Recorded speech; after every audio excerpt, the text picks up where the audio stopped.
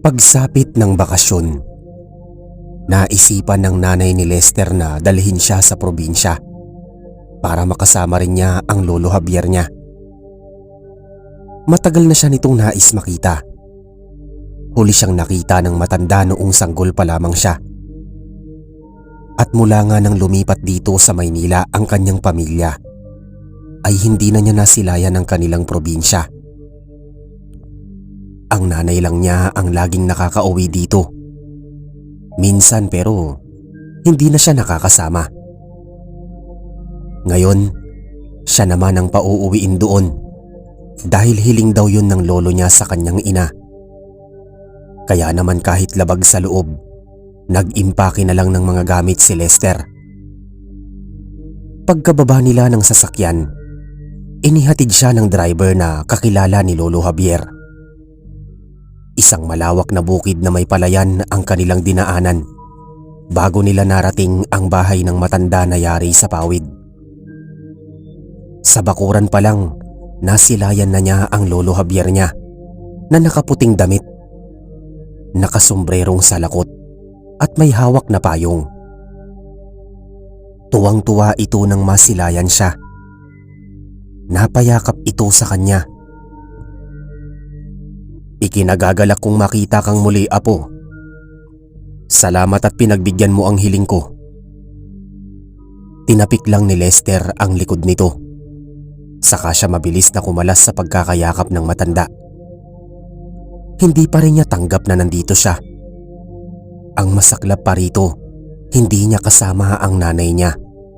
Kaya wala siyang mapagbuntungan ng kanyang galit. Hindi naman siya pwedeng magbugnot sa harap ng kanyang lolo. Dahil kahit hindi malapit ang loob niya rito, batid niyang matanda na ito at hindi pwedeng ma-stress. Sayang nga lang at hindi nakasama ang mama mo rito. Mukhang napaka-busy niya sa trabaho. Pero sana magustuhan mo pa rin ang aking tahanan dito kahit maliit lang. Pagpasok nila sa loob, maliit nga lang talaga ang bahay. Isang mahabang sala lang yun na may kusina at banyo sa dulo. Wala yung kwarto kaya doon na rin daw sila sa papag matutulog. Naglalatag lang daw ito ng banig doon. "Pasensya ka na. Ganito lang talaga ang bahay ko eh. Pero sana maging komportable ka sa pagtulog. Huwag kang mag-alala. Malamig naman dito kapag gabi. Kaya hindi ka maiinitan." Paliwanag ng matanda. Saka siya nito pinaghanda ng pagkain. Puro matitipid na mga sagot lang ang pinakawalan ni Lester habang kausap siya ng lolo. Halata sa kanyang tinig na hindi siya masaya na nandito. Kaya naman hinawakan na lang ng matanda ang kamay niya para iparamdam dito ang pagmamahal nito bilang lolo. "Apo, alam kong labag sa loob mo ang pagpunta rito. Lalo't nakasanayan mo na ang pamumuhay sa syudad. Pero sana pagbigyan mo akong makasama ka kahit 2 linggo lang. Gustong-gusto lang talaga kitang makita. Wala na kasi akong pag-asa na makapunta ng Maynila eh. Medyo hindi ko nakakayanin ng mahaba-habang biyahe." Tumango na lang siya at pinilit magbigay galang. Okay lang po yun. Nga pala, pagtatanim lang ng palay ang ikinabubuhay ko rito.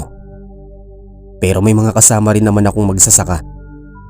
Halos lahat kami dito sa bukid. Yun lang ang hanap buhay namin. Yang malaking palayan na yan, pag-aari ko yan. Ang pinoproblema ko lang ay kung kanino ko ipapamana." Napabuntong hininga ang matanda. Ang nanay mo kasi mas nasanay na siya sa mga trabaho sa Maynila. Kaya hindi na niya nilingon pa itong palayan. Naturuan ko rin naman siya noon pero ewan ko kung kabisado pa rin niya lahat. Ang masaklap pa dyan, halos lahat kami rito sa bukid ay puro matatanda na. Wala nang mga bata rito. At kung meron man, Nasa ibang bagay na rin ang interes nila at wala na sa kanila ang may gustong mapag-aralan ng pagtatanim ng palay.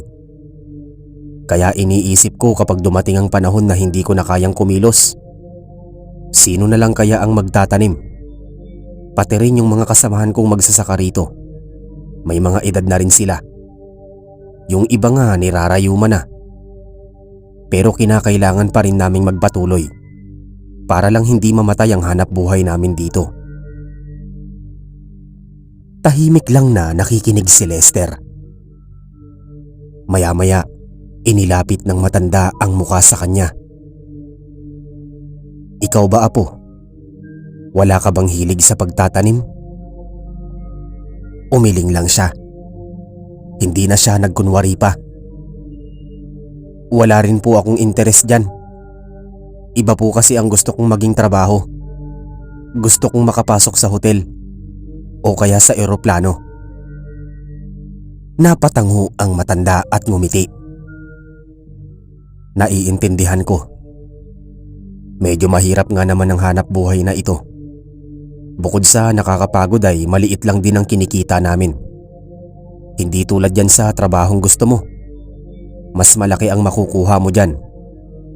At madali ka lang din makakabuhay ng pamilya balang araw. Pero bigla ring iniba ng matanda ang usapan. Nga pala, ilang taon ka na pala sa kolehiyo ngayon? 4th year na po. Talaga? Ibig sabihin malapit ka ng graduate. Next year po. 2 sem na lang ang kulang ko. Kung ganoon, pagbutihin mo na lang ang pag-aaral mo para makamit mo ang lahat ng pangarap mo, ha? Panay lang ang tango niya sa matanda. Ang totoo, hindi niya masabi rito na medyo hindi na nagiging maganda ang performance niya sa school. Bumababa ang grades niya.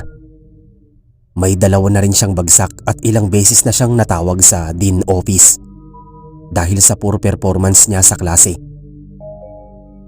Akala ng matanda ay sobrang ganda talaga ng buhay niya sa Maynila. Hindi nito alam na kahit doon ay namumroblema na rin siya.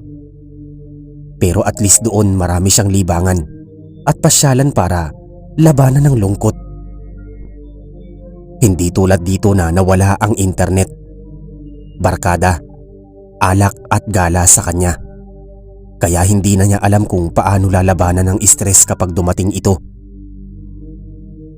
Pagkatapos nilang kumain, naupo na lang siya sa tabi ng bintana habang ang lolo naman niya ay naguhugas ng mga pinagkainan nila.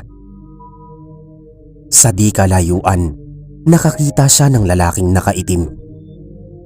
Matangkad ito, nakasuot ng sombrero at tahimik na nakatayo sa gitna ng palayan.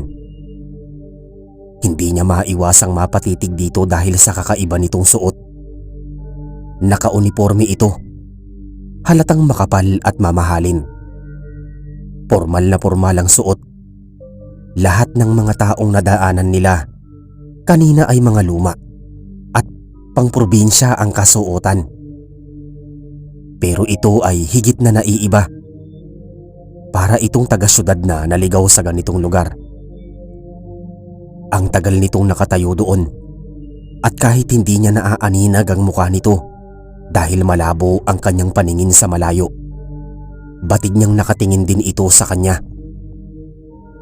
Sinubukan niyang ikurap-kurap ang mga mata pero hindi ito naglalaho.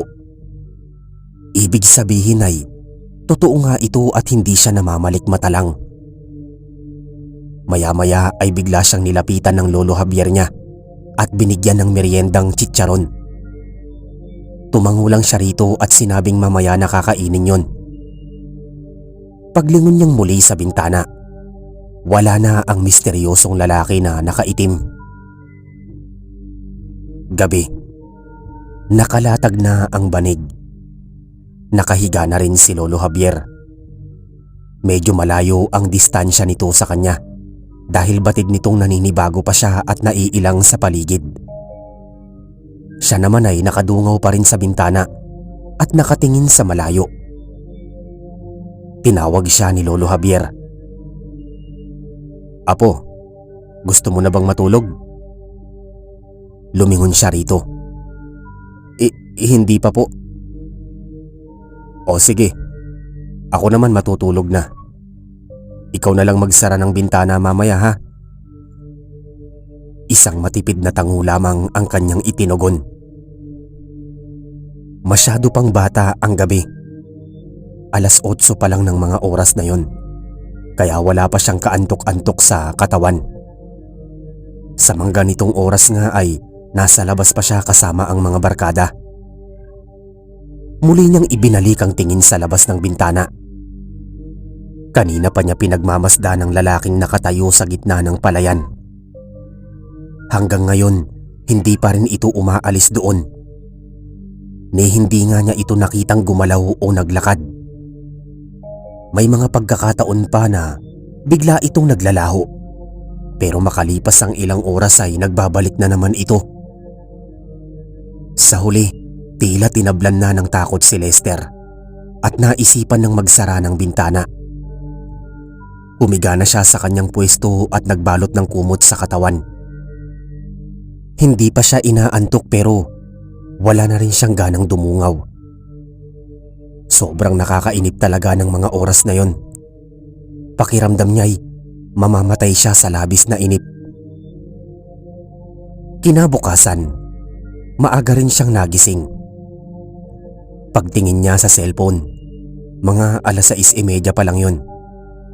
Hanggang ngayon ay wala pa rin siyang signal kaya hindi rin makapag-online sa mga social media at lalong hindi rin siya makapag-online games. Sobrang bad trip siya. Kagigising lang niya pero mainit na agad ang ulo niya. Pagbangon naman niya, naabutan niya si Lolo Javier na naghahanda ng pagkain sa mesa. Magandang umaga, Apo. Ito na pala ang almusal mo. Kumain ka na lang kapag gusto mo na. Ako naman ay lalabas na muna at magsasaka ulit. Hindi na siya sumagot. Nag-unat na lamang siya ng katawan at nag-exercise ng kaunti bago siya lumapit sa mesa. Pagtanaw niya sa bintana, nakita niyang nagsimula ng magtrabaho si Lolo Javier sa palayan, kasama ang iba pang matatandang kasamahan nito. Ngunit nang magawi siya sa bandang kanan, doon niya muling nakita ang lalaking nakaitim. Nakatayo na naman ito doon at nakatanaw sa kanya. Doon na siya nagtaka. Hindi tuloy niya nalasahan ang kinakain niya dahil nagtatalo ang takot at pagtataka sa kanyang sistema. Ilang oras itong nakatayo doon at walang ibang ginagawa kundi ang tumitig sa kanya. Kinilabutan na siya. Pagbalik ni Lolo Javier, napilitan na siyang kausapin ito at tanungin. Lolo, kilala niyo po ba yung lalaking nakatayo kanina doon? Sabay turo niya sa kinaroroonan nito. Pero laking gulat niya dahil wala na ito. Ang alin, Apo? Anang matanda habang hinahanap ang tinuturo niya. Kanina po kasi may lalaking nakatayo doon. Naka-formal attire siya. Akala ko kasi taga rito rin. Ano ka mo? Naka-formal attire? Ano bang itsura niya? Hindi ko nga po makita ng maayos eh. Malabo kasi ang paningin ko sa malayo. Pero nakatayo siya doon kanina pa, habang nasa palayan kayo. Nangunot ang noo ng matanda. Ganoon ba? Wala akong nakita. Ni wala kaming napansin na tao dyan.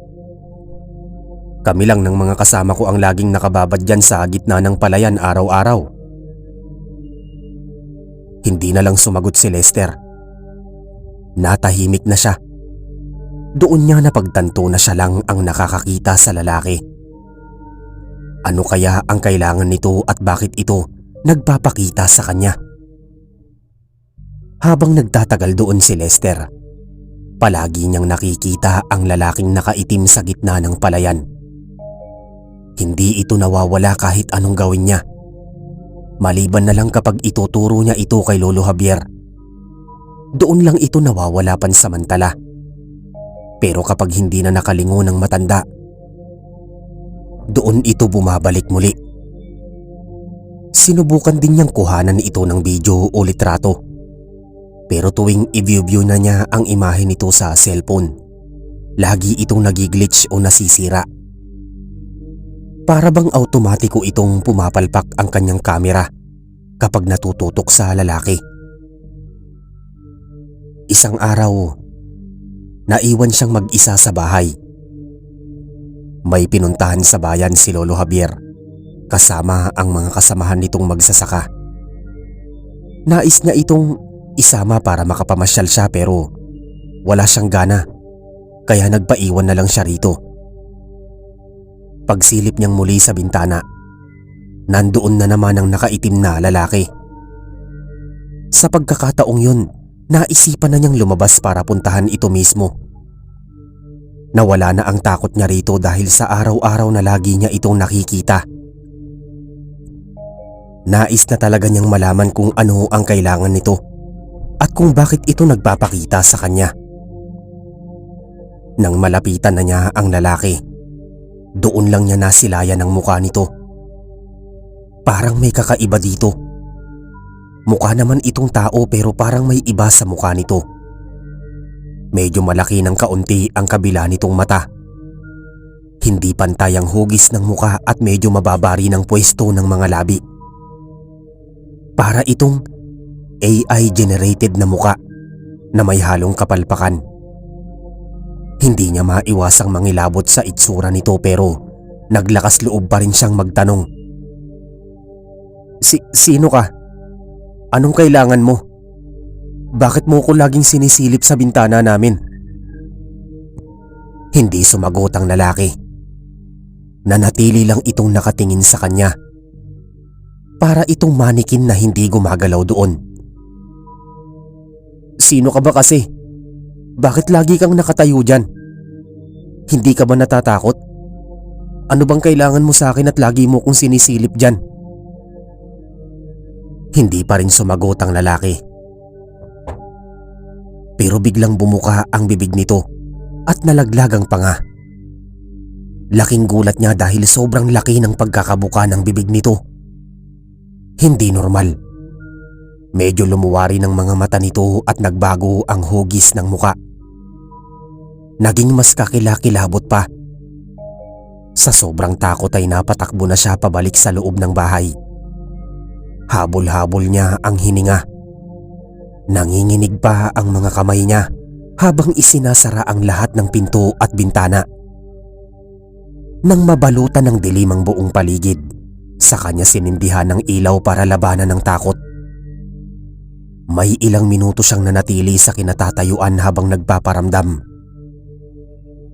Ilang sandali pa, bigla siyang nakarinig ng mga yabag ng paa sa paligid. Habang tumatagal ay papalapit yun ng papalapit sa bahay. Muling dumagundong sa kaba ang dibdib niya. Pinakiramdaman niya ito. Narinig niyang tila papalapit yun sa pinto. Sinubukan niyang itapat doon ang tenga. Pero wala siyang ibang naririnig kundi ang yapak ng mga paa nito. Maya-maya ay muling kumalat ang katahimikan. Hanggang sa marinig niya ang boses ni Lolo Javier sa di kalayuan. Doon lang nawala ang takot niya at binuksan na ang pinto. Subalit laking pagsisisi niya. Dahil ang lalaking nakaitim muli ang bumungad sa kanya. Nakabagsak pa rin ang panga nito at hindi na pantay ang direksyon ng mga mata. Wala ring katao-tao sa paligid ng bukid. Peke ang mga boses na narinig niya kanina. Napasigaw siya sa takot at mabilis na sinarado ang pinto. Lumayo na siya at napasandal sa lababo. Parang gusto na niyang maiyak sa kilabot nang magsimulang gumalaw ang pinto. Parang may nagtutulak nun mula sa labas. Nasaan ba ang Lolo Javier niya? Bakit ang tagal bumalik? Hindi na niya kinakaya ang takot. Malapit na siyang sukuan ng sariling kamalayan. Isang oras ang lumipas bago nagbukas ang pinto. Si Lolo Javier na talaga yon at naghubad ng sombrero pagkapasok. Naabutan siya nitong nakasiksik sa isang sulok at nanginginig. "Apo, anong nangyari?" Nag-aalala nitong tanong. Lumapit sa kanya at tinulungan siyang makatayo. Anong nangyari dito? Ayos ka lang ba? Bakit ka nakasiksik dyan?" Umiling lang siya rito at pinunasan ng mga luha. Nagbalik siya sa bintana at binuksan yon. Nakita niyang tahimik at payapa ang palayan. Wala na ang lalaki doon. "May nangyari ba, Apo? May nanggugulo ba sa'yo rito?" Napatingin siya sa matanda. Nais na sana niyang magsalita dito pero sa huli ay pinili pa rin niyang manahimik. Hindi pa rin siya komportabling magsabi ng saloobin sa matanda. Kinagabihan, mahimbing na ang tulog ng matanda sa bandang uluhan niya. Habang siya naman ay solo ang malawak na pwestong yon sa sahig. Nakatagilid lang siya ng higa at nag-iisip. Mag-iisang linggo pa lang siya rito pero pakiramdam niya, hindi na siya makakatagal dahil sa nangyari. Hindi na niya kayang makumpleto pa ang 2 linggong bakasyon na hinihingi ng matanda. Iniisip niya kung magpapaalam na ba siya bukas at magpapasundo na ulit sa kanilang driver. Nangawit ang katawan niya kaya nagbalik siya ng pwesto sa paghiga.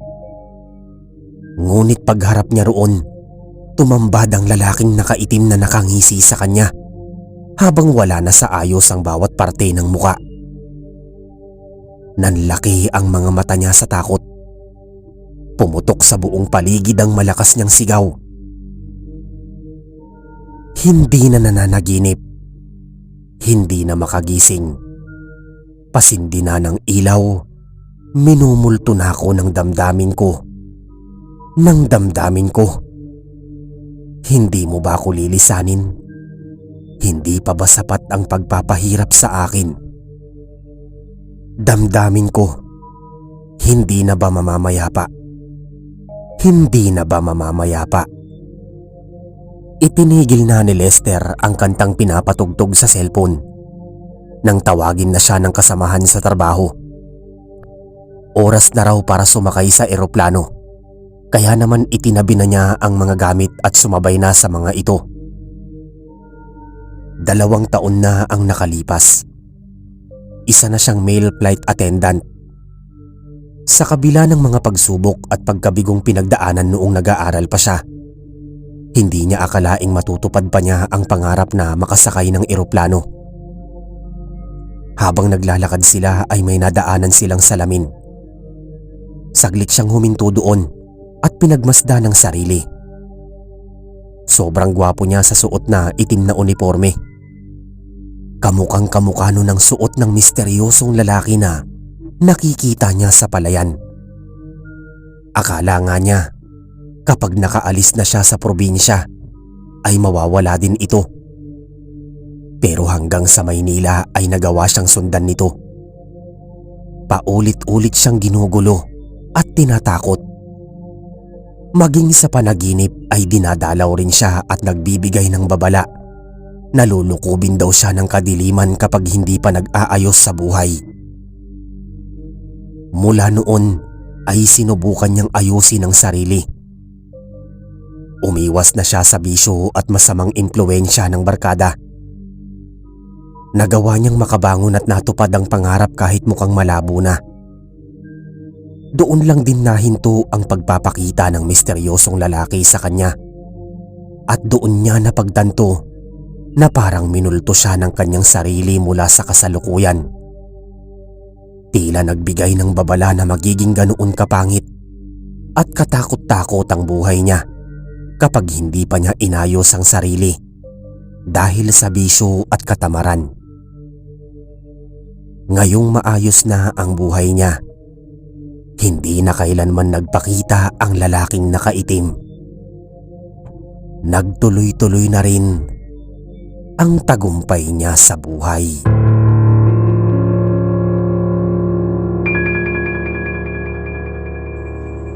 Mga kasandata, maraming salamat po sa pakikinig ng kwento natin para sa araw na ito. Sana po ay nagustuhan ninyo. Para sa mas marami pa pong fiction horror stories, huwag niyo pong kalimutang mag-like, mag-share at mag-subscribe. Muli po, ako po si Mark, ang inyong narrator. Hanggang sa mga susunod pong kwento. Maraming salamat po sa inyong lahat.